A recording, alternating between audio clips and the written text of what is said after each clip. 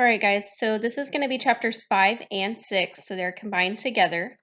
We're going to start with chapter 5, and chapter 5 is all about infertility, contraception, and abortion.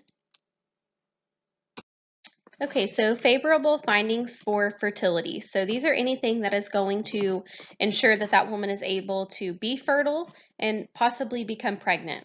Okay, this all has to work together to make sure that we have what we need. These are all in box 5.4 on page 98, so I would review that. So let's just go over a few things. So we have to have follicular development, ovulation, and luteal development to support pregnancy. This includes basal body temperature. We have to have appropriate cervical mucus changes. And those are a few things we're going to talk about in just a minute when we get to contraceptives. Luteal phase, we have to have the progesterone levels, and they have to be high enough for a sufficient duration to allow for fertility. We have to ensure that our cervical factors are receptive to sperm, so we have to have an open cervical Oz. Our mucus should have spin bar K. We don't need any lesions or infections. Our uterus, we need normal development, so a normal shaped uterus, normal uterine tubes that are not scarred or blocked. And then the male has some factors that are going to factor into this, including that their sperm is motile and that they don't have any anomalies with their reproductive structure.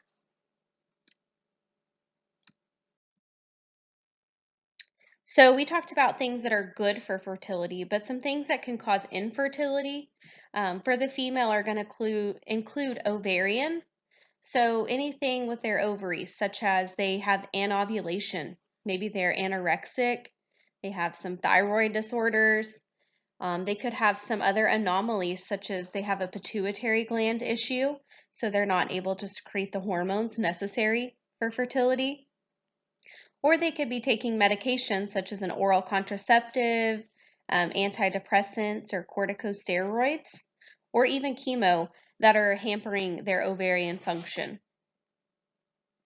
Tubal factors include inflammation of the tubes.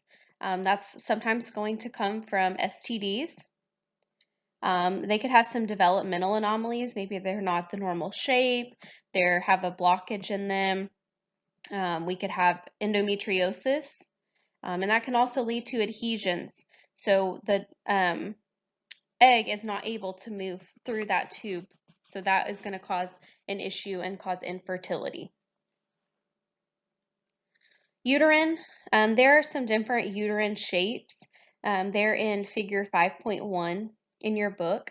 I don't specifically want you guys to memorize the different shapes of the uterus, but just be aware that that can cause a woman to be infertile.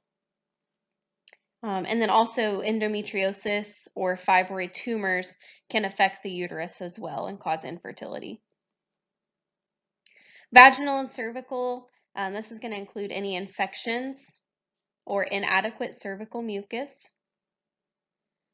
And then some other things can be nutritional deficiencies, so maybe anorexia, like we talked about, also obesity or thyroid dysfunction, and other idiopathic conditions.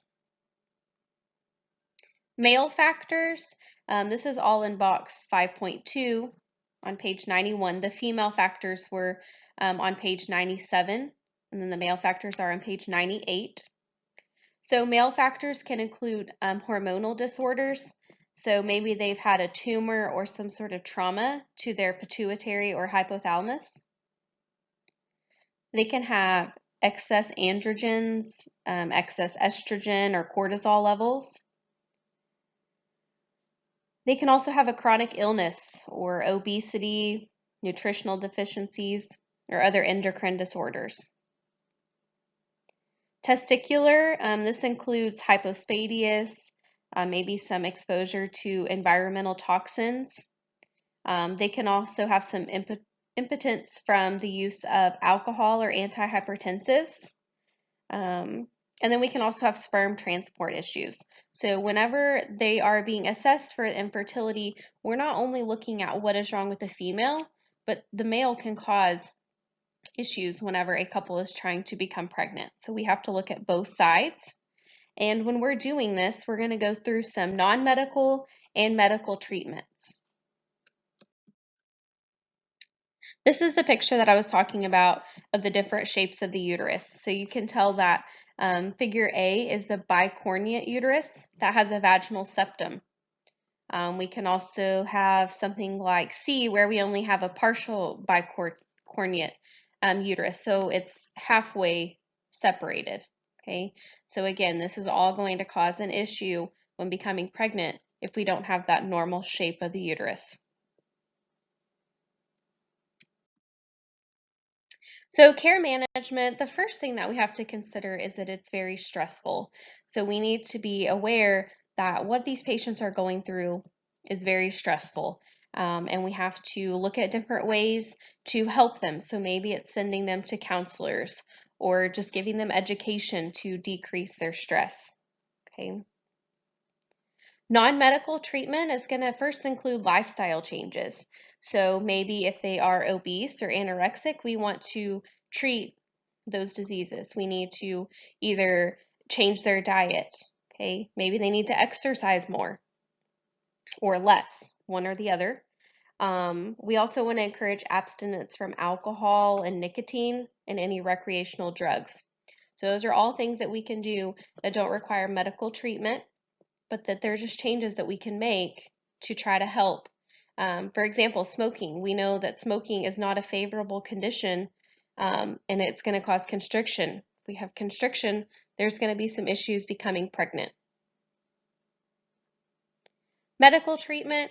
So the first thing that we're going to do is correct the underlying issues.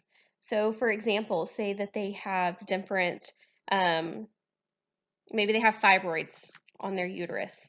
So that physician needs to go in and remove the fibroids in order for her to become pregnant. Okay. If we have a blockage within their tube, then we're going to go through and clean out that blockage.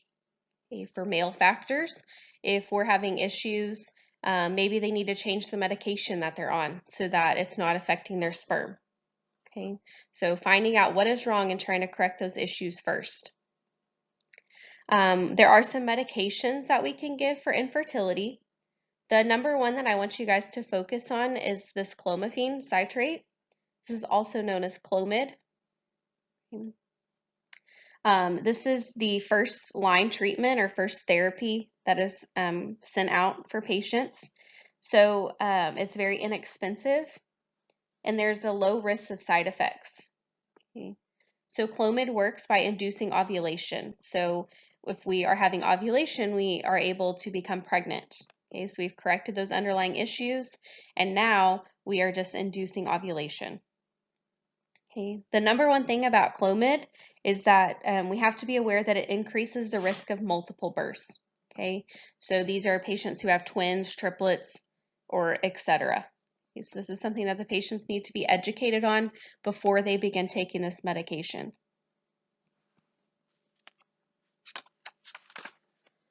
Surgical therapy, we do have, as we said, different ways to go in and remove different tumors, remove obstructions, maybe reconstruct the uterus to make it a favorable condition. And then there's also assisted reproductive therapy. So that's things such as removing the eggs from the female, fertilizing them in the lab, and then they're returned to the female or the surrogate. We can also do some in vitro ovum transfers, and each of these is also going to put them at high risk for a multiple gestation. Anytime that you're taking and manipulating the functions of the body, it's going to increase the risk of multiples. So Clomid and any assisted reproductive therapies are going to increase risk for multiples.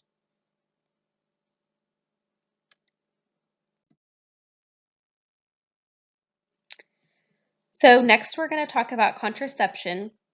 So this is going to include a bunch of different methods, maybe like family planning or use of birth control, and it's all for the intentional prevention of pregnancy.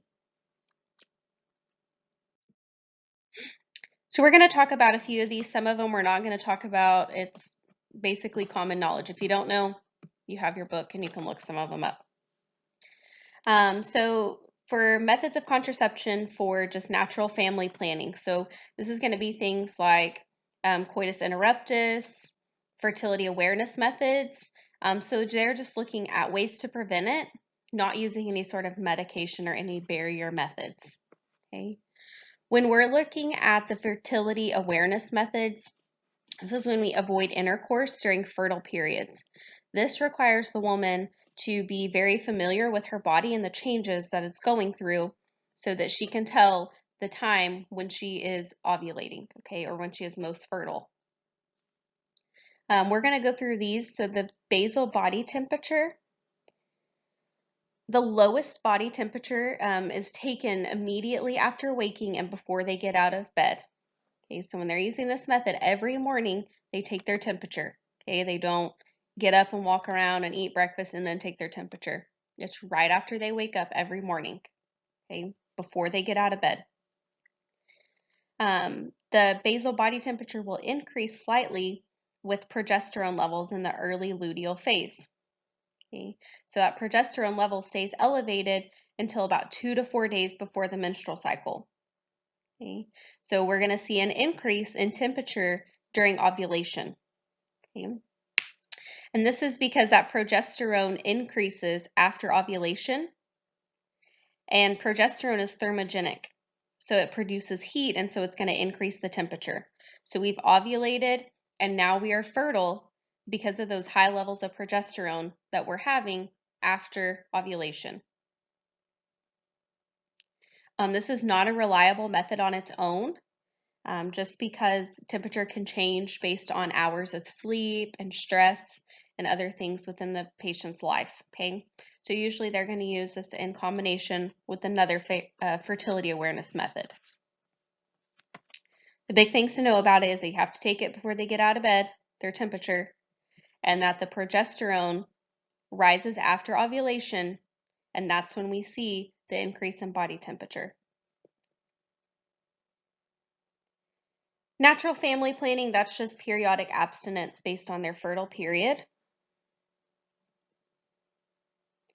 And then the calendar rhythm method, this one's a little difficult to understand, but it looks at the number of days in the cycle, and we count it from the first day of the menstrual cycle. So when we take 18 days from the shortest cycle, that's going to be the beginning of the fertile period. And we take 11 days from the longest cycle, and we know how to get the end of the fertile period. Okay. I don't want you guys to know that. I'm not ever going to ask you to calculate that. But what I want you to know about the calendar method is that you have to record it for at least 6 months to be accurate. Okay, so this is not a one-time thing. It has to happen every single month for accuracy. Okay, so don't worry about the math part. Just know that it has to be done for at least 6 months before we can find a pattern. And then the cervical mucus method, this is when the woman is able to recognize and interpret her cyclic changes in the amount and consistency of cervical mucus. Okay, so for example, they look at the spin bar K. Okay, spin bar K is the stretchiness of the cervical mucus during ovulation. Okay, so whenever the woman is ovulating, it's thinner and it's more abundant. Okay, that's a favorable finding for fertility is the spin bar K. Okay, for the cervical mucus method to work, the woman has to be comfortable with assessing her mucus and also knowing how to interpret the different changes that she is seeing within the discharge. Okay, and then also there's abstinence for the coitus interruptus that we talked about. So here's a picture of a little calendar type chart. So this is when a woman is using multiple things at once to try to figure out when she is ovulating. So this looks at her menstrual cycle days. She charts when menstruation happens, anytime that coitus was documented. She charts her temperature on the same chart. Documents about her cervical mucus and its consistency. And so based on this, they're able to look at the chart and see when the temperature rose, when the change in the mucus and their consistency occurred, and those are her most fertile days.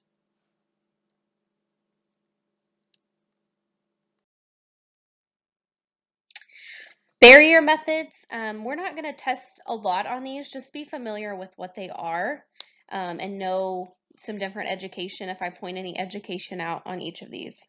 Okay, so spermicides, they reduce the mobility of sperm. Its effectiveness is going to depend on if it's consistently used and accurately used. Okay, the diaphragm and cervical cap covers the cervix and makes a chemical barrier to pregnancy. So some of them have medication on them or different levels of hormones that are going to prevent pregnancy, along with covering the cervix. Condoms, these are the recommended to prevent STIs and the incidence of HIV. Okay, so with a lot of other barrier methods or even oral contraceptives, we don't have the protection against STDs. Okay, so condoms are the only way, or the number one way. Contraceptive sponge. This just has spermicide that covers the cervix. Therefore, sperm is not able to penetrate the cervix.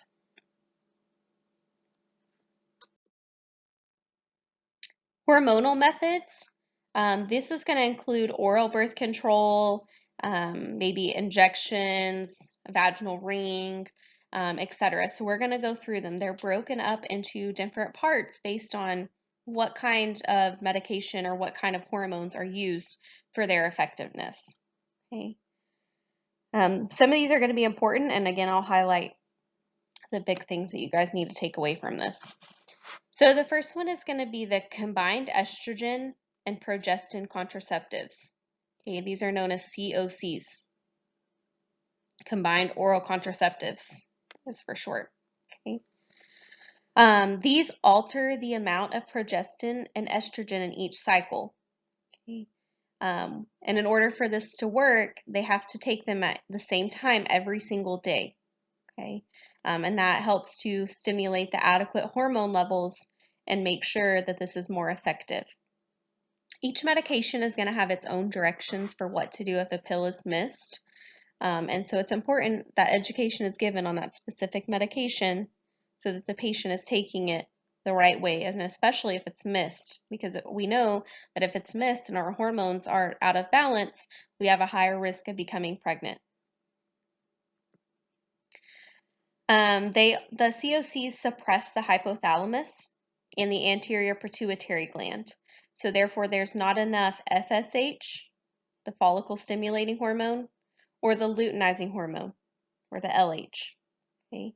Without FSH and LH, we don't have follicle maturation. And if that follicle doesn't mature, then we don't have ovulation. Okay? So these work to inhibit ovulation. They do affect the endometrium, and that hormone withdrawal causes bleeding. Okay, so that's why during that week, whenever the patient is not taking the oral contraceptives, they do have bleeding. Okay, they have a menstrual cycle still. Okay, it also inhibits or produces a thick cervical mucus, and we know that thick cervical mucus is not a suitable environment for pregnancy. Okay, that sperm cannot live. When we're talking about COCs, they are contraindicated in thromboembolic disorders, patients with breast cancer, any patient that has an estrogen-dependent tumor. We cannot give these to patients who are pregnant, patients who smoke, and any patient that has surgery with prolonged immobilization, and that's due to the levels of estrogen. Okay, so we cannot, increase estrogen levels in somebody who is already at risk of getting a blood clot, specifically smokers. We already know they increase risk of blood clots. With pregnancy, estrogen is contraindicated. We can't have high levels of estrogen during the pregnancy. Okay. Breast cancer, some of their tumors are estrogen dependent. Therefore, if we're giving them a oral contraceptive that has estrogen, we're basically feeding that tumor. Okay, so we always have to assess our patient's history. Oral contraceptives have a decreased effectiveness also in patients who are on anticonvulsants, systemic antifungals, anti-TB medications, and anti-HIV medications. Antibiotic use is controversial.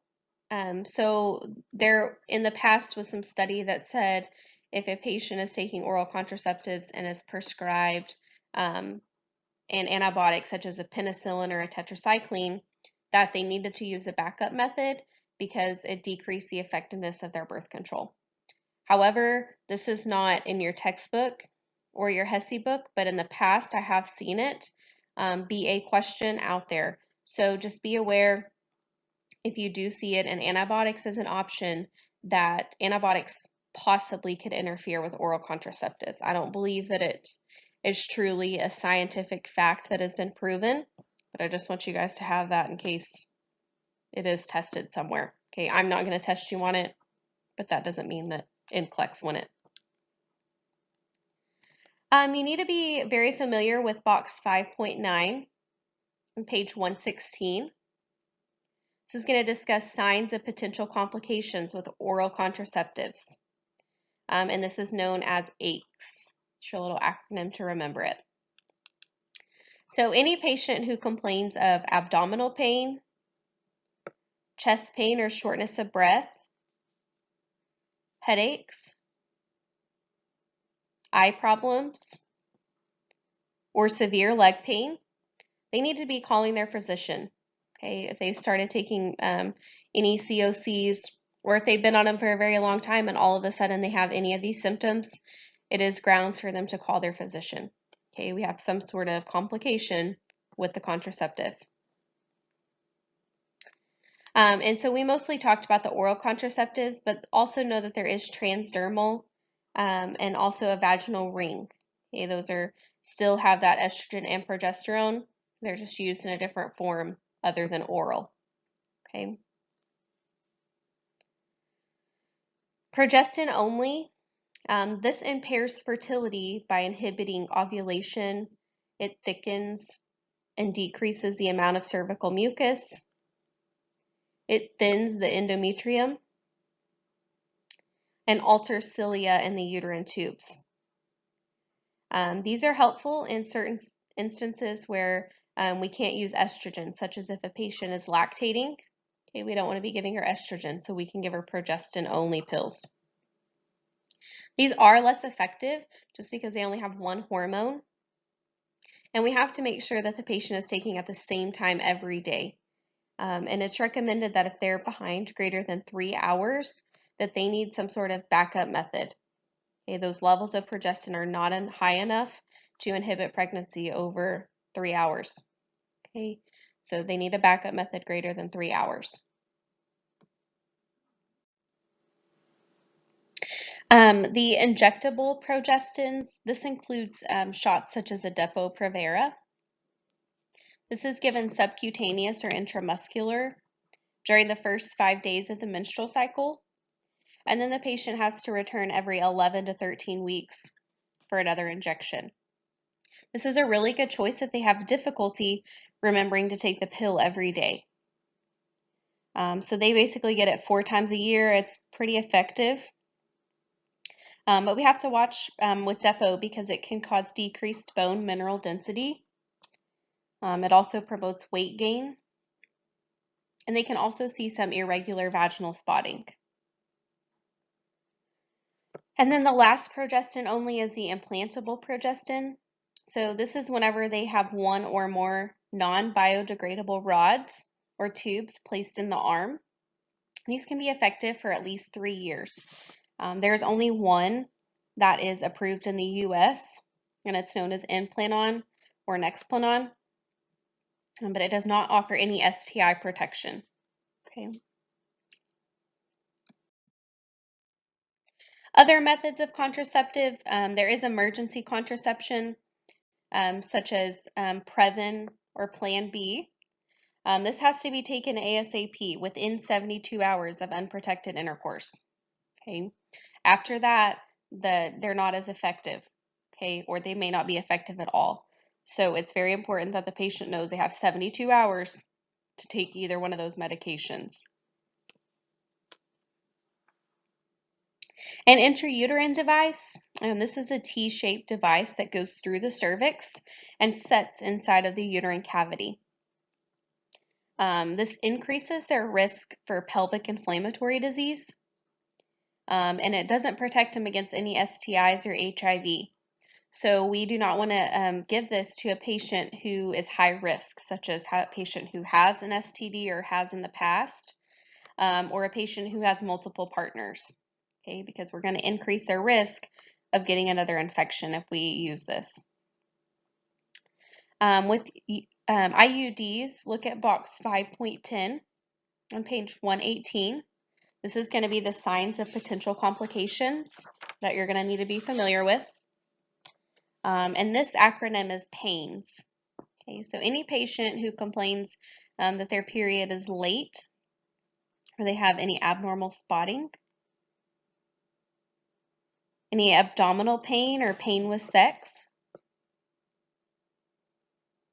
they have an infection exposure or abnormal vaginal discharge, they're not feeling well, they have fever or chills, or the string is missing, it's either shorter or longer. Okay, those are all reasons that this patient needs to call their physician immediately. Okay. So here's a picture of the different IUDs that there are. They're shaped a little bit different, but ultimately they're shaped like a T. And they sit the little T parts on the very top that are horizontal. Those sit with inside the uterus, okay? And then the rod goes down the cervix. Other option would be sterilization. This includes a tubal, okay, where they tie the patient's tubes. Or for males, they can have a vasectomy. The last thing we're going to talk about in this chapter is abortions. So either they can be elective or therapeutic, and they're a purposeful interruption of the pregnancy before 20 weeks.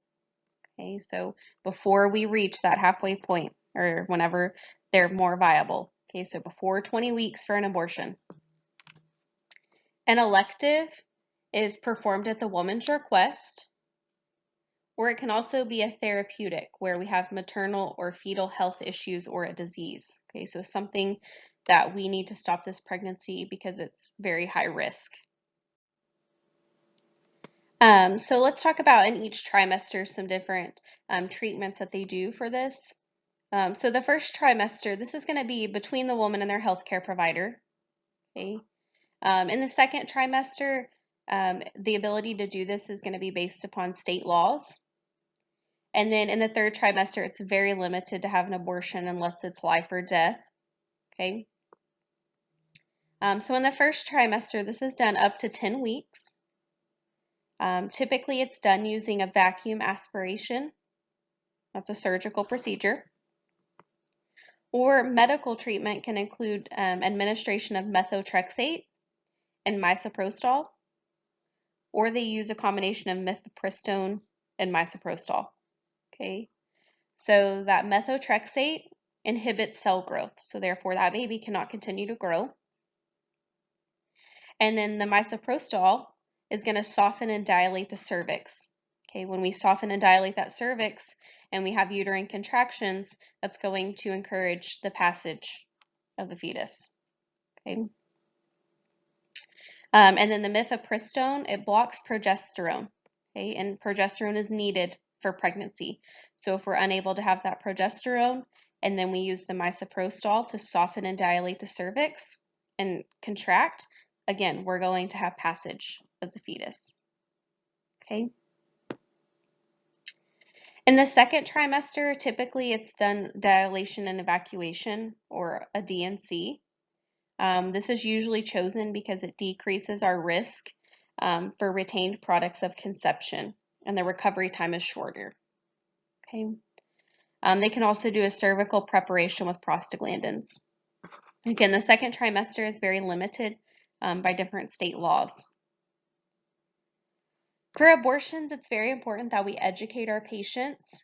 Any signs of infection, bleeding, they need to know that if they're having any heavy bleeding or saturating pads that they need to call their physician.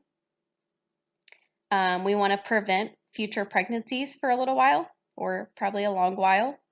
And they cannot have any intercourse until they are released from their physician. So the time that they expect them to remain from becoming pregnant again is all based on their doctor and their doctor's recommendations. Okay, so make sure that anytime that you would have a patient like this, that you would be educating them based on your doctor order.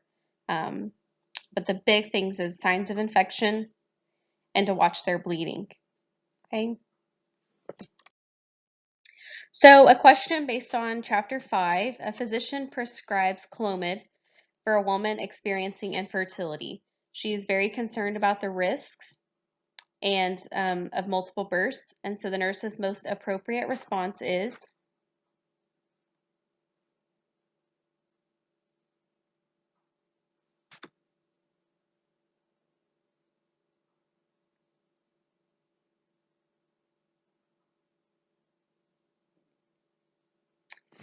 all right, so the answer to this is A. So this is a legitimate concern. Would you like to discuss this further before your treatment begins? Okay, so it's appropriate that we assess this and address the issue before we start treatment. Next, we're going to go over Chapter 6. Okay. Chapter 6 is all about genetics, conception, and fetal development. Okay. There's some of this that we're not going to go over very much, and then there's others that we're really going to focus on. Okay. So genetics allows us a tool to determine hereditary components of diseases. We have major advances in genetic testing and genetically based treatments, and that alters care. Okay, we may be able to diagnose things sooner, and so we can have a different change in our outcomes. Family history is very important because it's the most cost-effective method to determining a risk. Okay, we know that obviously if it's genetic, it's passed on, and so it's important to know what our family history is so that we can address these issues or risks before becoming pregnant and creating another genetic mutation. There is some expanded roles with genetics, including preconception counseling and testing. We can provide palliative care for infants with life-threatening conditions. And it also opens up a door for specialized care during pregnancy.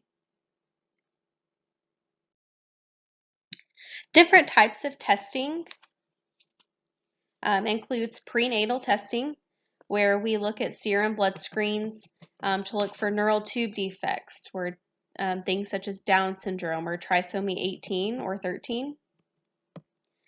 We can look at fetal ultrasounds, and we can do invasive procedures such as an amniocentesis.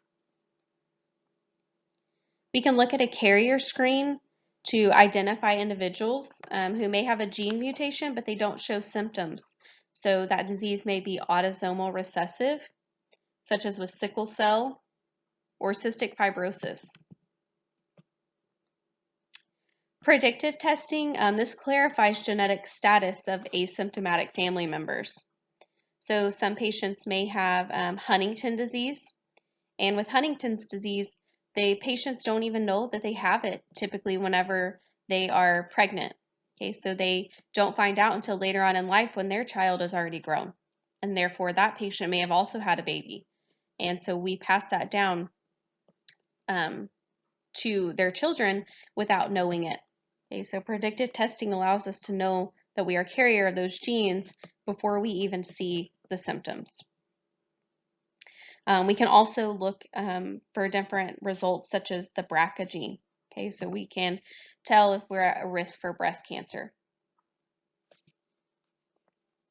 The newborn screen includes the PKU testing, and it started at 31 core disorders and 26 secondary disorders. So overall, we can screen for over 50 disorders on this newborn screen. Again, this would help us to catch anything very early on before that baby grows or has some major issues.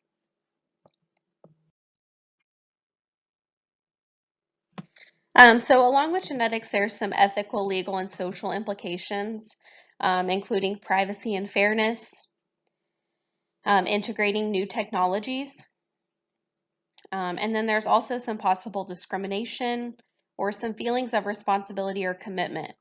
Okay, so it's great that we can tell some of these things early on, but sometimes this would alter our treatment. Okay, so say a patient wishes to have this baby and she finds out that it may, be incompatible with life. So at this point, that patient is now faced with the decision of, do I abort this baby or do I carry it to term and let it live for the amount of hours until it passes? Okay, so it really brings up some different psychologic issues with that patient. Okay, they feel like they're responsible. So I'm not really going to go over cell division with you. Just know that mitosis is when two cells replicate. This is the same makeup as parent cells. This is things like growth of tissues and organs. And then meiosis is when the cells divide and they produce gametes that have 23 pairs of chromosomes. So this would be the egg and the sperm, and resulting in a new pair of chromosomes each time they replicate. Gametogenesis, this includes egg formation, and I want you to know that whenever the egg forms in the female, it all begins during fetal life. Okay, so all cells that can undergo meiosis are contained in the ovaries at birth. So that female is born with every egg that she will have for her life. Okay. They begin that meiotic division during fetal life. They'll stay there until puberty, and then the monthly process yields different cells. Whenever we release the oocyte, this is when ovulation occurs. Okay. And then with fertilization, the sperm and the ovum unite and they create a zygote.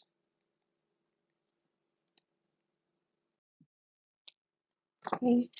Conception is the union of sperm and egg, and it marks the beginning of pregnancy. The ovum will mature and exits the ovarian follicle in that uterine tube with those high estrogen levels. That ovum survives for about 12 to 24 hours. And the sperm can remain viable within the woman's reproductive system for 2 to 3 days. Okay, so there's a little time in there for conception to occur. Fertilization occurs in the outer fallopian tube.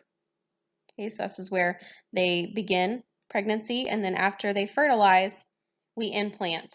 Okay, this is 7 to 10 days after the egg is fertilized, and it implants into the uterus. Okay, specifically, it implants into the endometrium. Okay, that's very important to know that the egg implants into the endometrium.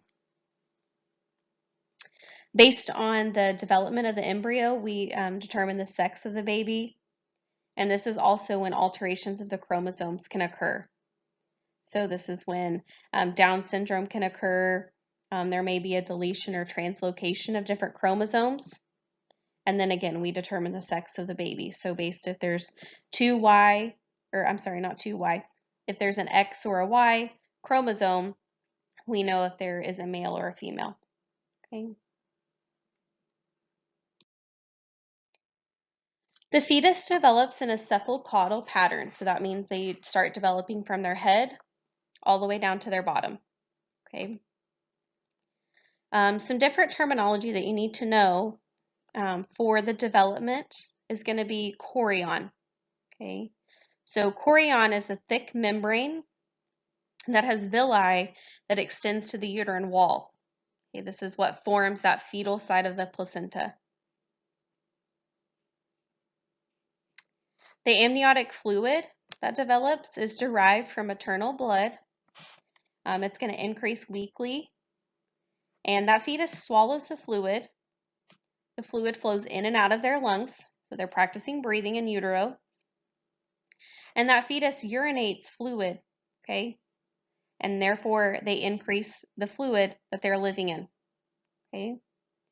The amniotic fluid is responsible for help maintaining body temperature. It cushions the fetus from trauma. It creates a barrier to infection and also promotes that fetal lung development when they're breathing that fluid. Okay, so the amniotic fluid has many ways that it helps that baby, and that's going to be important to know the function of amniotic fluid. The yolk sac transfers maternal nutrients and oxygen. After that baby continues to develop, it's going to degenerate and turn into the umbilical cord. Once we have formation of that umbilical cord, it forms with 2 arteries and 1 vein. Okay, we've talked about this before, but the way to remember that is AVA, A-V-A. So 2 arteries, 1 vein.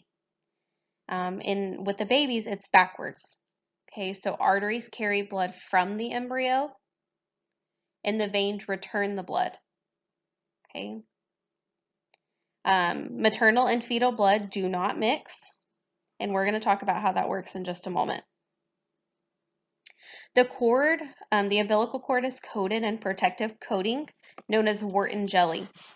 Okay, that Wharton jelly is a connective tissue that prevents compression of those blood vessels. Okay, so it's kind of a thick substance that surrounds those arteries and veins. The placenta is our function for means of metabolic exchange. It produces hormones such as the human chorionic gonadotropin, the somatotropin, and it also secretes progesterone and estrogen. Okay, each of these has a reason for why we need it. Okay, for example, the chorionic somatotropin allows glucose to be available for the fetus, and that's what they use to grow. Progesterone is going to decrease contractions so that we don't have a spontaneous abortion. Okay. And then estrogen is going to help us stimulate uterine growth and develop that breast tissue for lactation. Okay. Once we get near term, estrogen is what is going to help us begin labor. Okay. The placenta has different sides, and I'm going to show you guys a picture in just a moment. But you'll see that the blood does not mix. Okay, so the placenta has, let me just go to that slide here. So as you can see on this placenta, on all of these little chorion, all of these little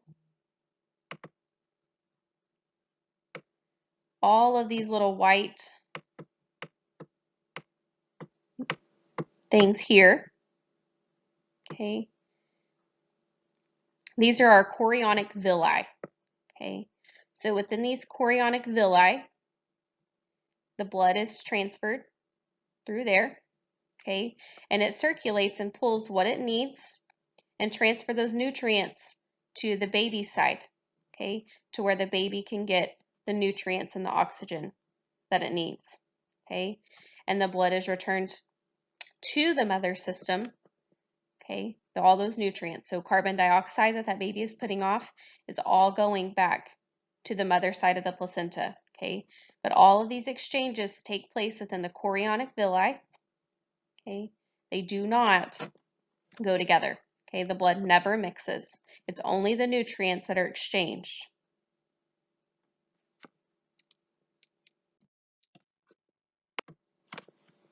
Fetal maturation. So viability is the capability of the fetus to survive outside of that uterus.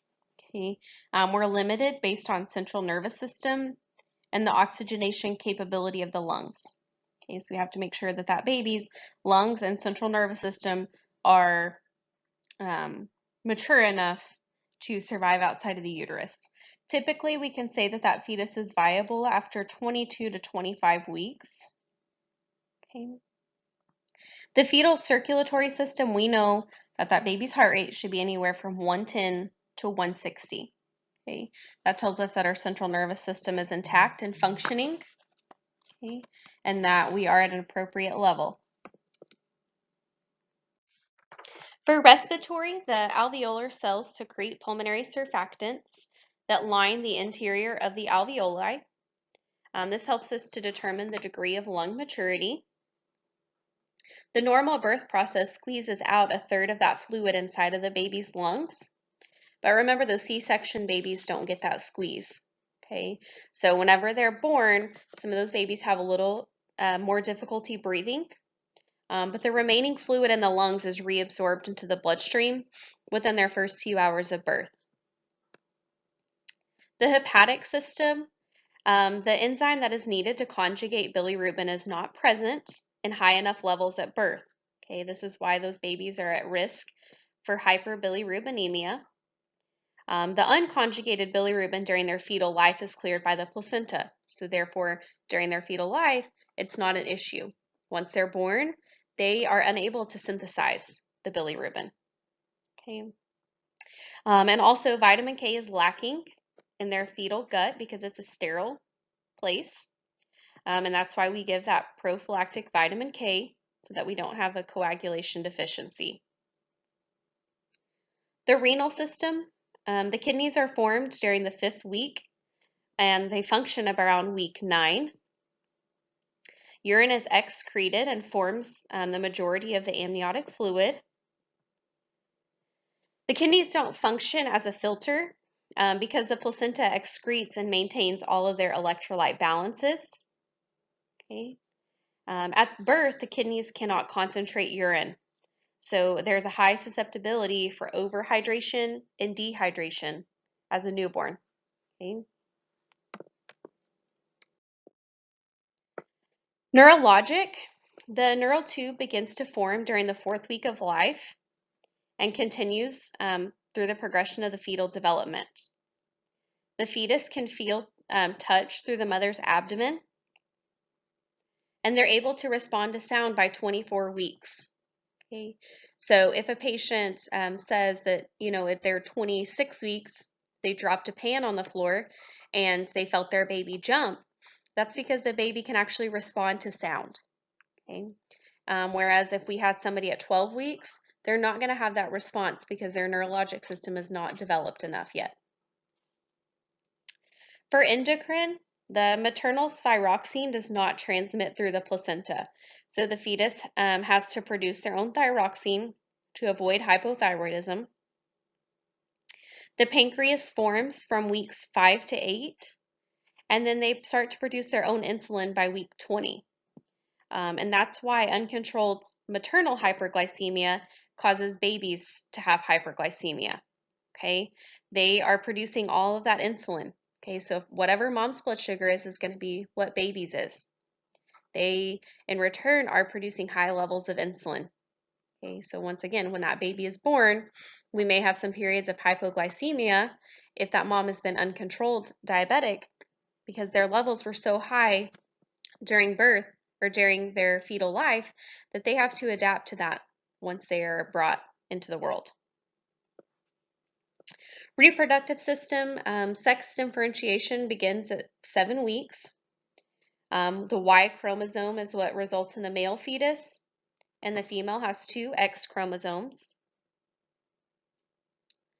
Musculoskeletal, their fontanelles form, and those fontanelles allow that skull to mold and move easily during birth. Integumentary, the cells begin to form the skin, and as that skin continues to form, that superficial layer is sloughed off and mixes with sebaceous glands, and that mixture creates the white, cheesy covering that protects the skin. Okay, this is known as vernix. Okay, so vernix is there to protect the baby's skin. There are fine hairs called lanugo that appear during their 12th week on their eyebrows and their upper lip, and then they begin to cover the entire fetus. And fingernails and toenails develop during the 10th week. Immunologic, during the 3rd trimester, albumin and globulin are present, but only immunoglobulin G crosses the placenta And so they have an acquired immunity to some bacterial toxins, but they don't have a fully complete immune system at this time. So it's very important for us to ensure that we're keeping that baby safe. Okay. They do start to produce antibodies, and they can obtain some antibodies through breast milk after delivery. This is a picture that is in your book that goes over fetal development. It's on page 143 through 146 in your book. Some things that I wanted to review on your notes that it's not in this PowerPoint is a week-by-week overview. So in the first 8 weeks, we have early spinal cord development. It's a period of very rapid development, and this is when they're highly susceptible to neural tube defects, okay, within those first 8 weeks. By 12 weeks, that embryo is now considered a fetus. We can see their heart on the ultrasound. We can determine their sex. And also kidneys begin to produce urine. By 16 weeks, we can start to see meconium in their bowel. They start to have the elastic fibers in their lungs. And we should start to feel their baby moving by week 16 to 20. Okay? Again, this is why that patient that comes in at 12 weeks and says, I just don't feel my baby moving, I think something's wrong, we have to be aware that they're not developed enough to actually move. Okay, so movement does not begin until about week 16 to 20. By 20 weeks, that baby is covered in vernix. That fetus goes through sleep cycles. It can suck its thumb or suck its fingers, and you can also kick. It begins to produce its own insulin. By 24 weeks, that baby is able to hear. 28 weeks, surfactant is formed in the lungs. By 32 weeks, they begin to develop those brown fat deposits, and they also start to store iron, calcium, and phosphorus. And then weeks 36 to 40, this is when maternal antibodies are transferred to that fetus, and that gives them about 6 months of immunity. And we want to see that LS ratio is 2 to 1. So we want to know that in those last few weeks that our lungs are fully developed and matured. Some non-genetic factors that are going to affect fetal development include teratogens. Okay. These are environmental substances or exposures that can cause a functional or structural disability. Theoretically, these are preventable, and they include things such as drugs, chemicals, exposure to radiation, or maternal conditions such as diabetes. And then maternal nutrition is important. Malnutrition during pregnancy can cause low birth weight, and those babies are at a higher risk for infection. And nutrition also affects brain development. So if we don't have adequate nutrition, we could see a baby that has some learning disabilities or possibly a neural tube defect. So the question for chapter 6 is, a woman is 8 months pregnant. She tells the nurse that she knows her baby listens to her, but her husband thinks she is imagining things. The most appropriate response by the nurse is,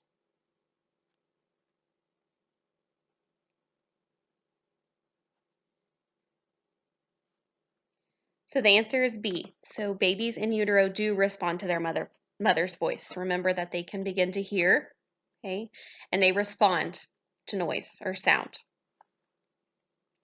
So that's all I have for chapters 5 and 6. Make sure that you guys bring questions to class. So whenever we discuss this material, you'll have time to review and ask what questions you have.